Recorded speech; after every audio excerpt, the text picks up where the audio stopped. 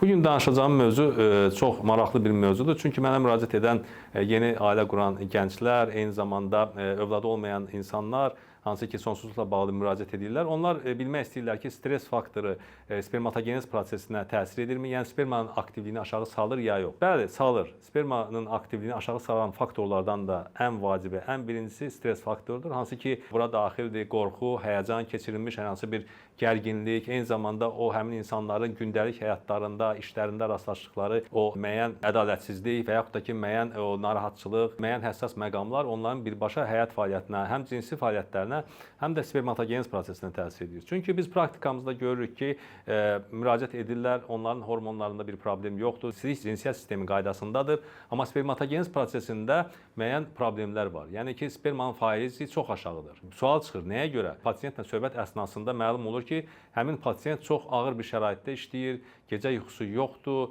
hər gün müəyyən gərginliklərlə rastlaşır, stres keçirir və bu birbaşa spermanın aktivliyini aşağı salır. Və biz bu pasiyentə müəyyən bir müalicə yazdıqdan sonra, ona müəyyən konkret bir rejim təyin etdikdən sonra, onu həmin o prosesdən uzaqlaşdırıb normal bir iş rejiminə keçirdikdən sonra, həmin adamı bir aylıq məzuniyyətə göndərib normal sakit şəraitdə yaşayışını təmin etdikdən sonra görürük ki, həmin pasiyentdə spermatogenez prosesində artıq dəyişikliklər var, sperma faizi yavaş-yavaş qalxır, spermanın kəmiyyət və keyfiyyət problemi həll olunur. Məhz buna görə demək istəyirəm ki, spermanın aktivliyində stres faktoru çox önəmlidir. Məhz buna görə çalışmaq lazımdır ki, gərginlikdən, stressdən, həyəcandan uzaq olmaq, düzgün qidalanmaq, düzgün həyat tərzi seçmək ki, sonda spermatogenez prosesi yaxşılaşsın, yəni ki, spermanın morfologiyası normal olsun, spermanın aktivliyi yetərsay normal olsun ki, həmin şəxslərin övladları dünyaya gəlsin.